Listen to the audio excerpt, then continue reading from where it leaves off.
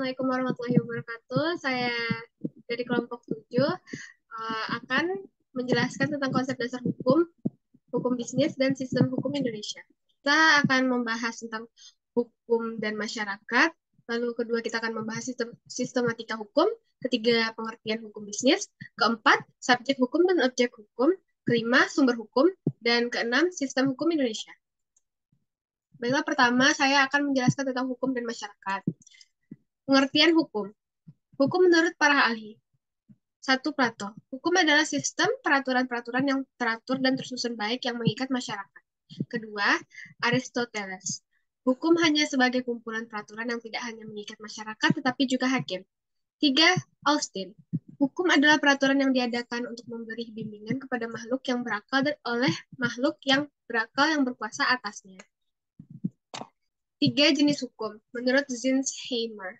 1. Hukum normatif. Merupakan hukum yang tampak dan hukum yang tidak tertulis dalam peraturan perundang-undangan tetapi diindahkan oleh masyarakat karena keyakinan peraturan hidup itu sudah sewajarnya wajib ditaati. 2. Hukum ideal. Merupakan hukum yang dicita-citakan. 3. Hukum wajar. Merupakan hukum yang terjadi dan tampak sehari-hari. Selanjutnya saya akan menjelaskan tentang hubungan hukum dan masyarakat. Manusia yang hidup secara berkelompok dalam suatu jaringan masyarakat memerlukan kehadiran hukum untuk menjaga keberlangsungan kehidupan manusia. Sebaliknya, aturan atau hukum yang telah terbentuk dan akan diterapkan memerlukan masyarakat sebagai subjek atau pelaksana agar hukum itu sendiri mampu berfungsi dalam kehidupan masyarakat setempat. Perkenalkan, saya Balkis Amelia Putri akan menjelaskan bagian kedua dari mata pelajaran hukum bisnis dan regulasi, yaitu sistematika hukum. Pengertian sistem hukum. Pengertian sistem. Sistem berarti suatu kesatuan dan bagian-bagian yang membentuk sistem tersebut. Maka, sistem hukum adalah kesatuan dari seluruh peraturan, peranata, dan praktiknya dalam suatu negara tertentu. Alasan-alasan yang mempengaruhi sistem hukum. Pertama, latar belakang sejarah dan pembangunan hukum atau historical background and development of system. Yang kedua, karakteristik khas dari cara berpikirnya. Yang ketiga, peranata-peranata yang berbeda. Yang keempat, jenis-jenis sumber hukum yang dikenal dan penggunaannya.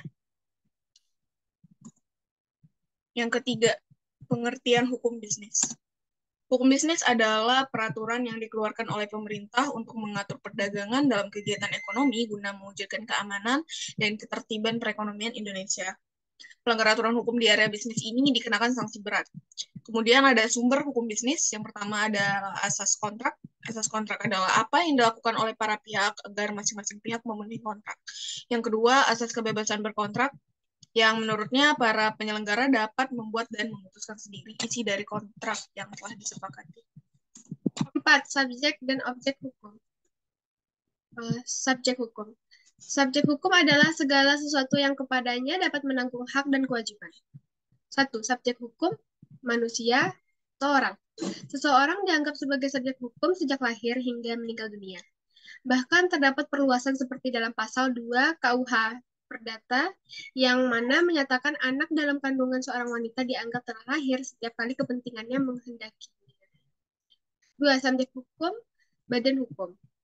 Badan hukum adalah suatu badan atau perkumpulan yang dapat memiliki hak-hak dan melakukan perbuatan seperti menerima serta memiliki kekayaan sendiri dan dapat digugat dan menggugat di muka hukum. Objek hukum. Objek hukum adalah segala sesuatu yang dapat menjadi objek hubungan hukum. Secara umum, yang dimaksud objek hukum adalah barang atau benda. Pergolongan benda yang perlu kita ketahui yaitu A. Benda berwujud dan tidak berwujud. B. Benda bergerak dan tidak bergerak. C. Benda yang dan dapat dihabiskan dan tidak dapat dihabiskan. D. Benda yang dapat diganti dengan yang tidak dapat diganti. E. Benda yang sudah ada dengan benda yang masih akan datang. F. Benda yang dapat dibagi dan tidak dapat dibagi. Sumber hukum. Sumber hukum material, yaitu tempat dari mana materi isi hukum diambil. Dapat dikatakan dari mana bahan hukum diambil. Sumber hukum material tidak mendapatkan pengakuan secara formal oleh sistem hukum, tidak langsung membentuk hukum. 2. Sumber hukum formil. Tempat dari mana mengambil hukum dengan melihat cara terjadinya atau bentuknya.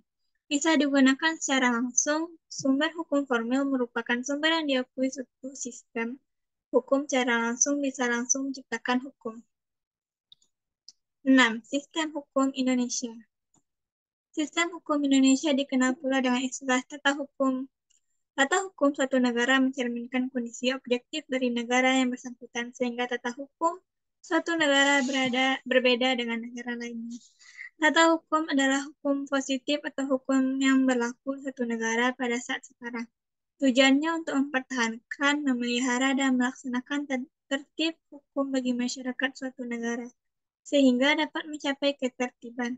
Tata hukum Indonesia merupakan keseluruhan peraturan hukum yang diciptakan oleh negara dan berlaku bagi seluruh masyarakat Indonesia yang berpedoman pada Undang-Undang Dasar Negara Republik Indonesia tahun 1945. Tata hukum Indonesia ditetapkan oleh masyarakat hukum Indonesia. Maka dari itu, tata hukum Indonesia baru ada ketika proklamasi kemerdekaan Indonesia yang tertuang dalam naskah kemerdekaan. Terima kasih, sekian presentasi dari kelompok saya, kelompok 7. Assalamualaikum warahmatullahi wabarakatuh.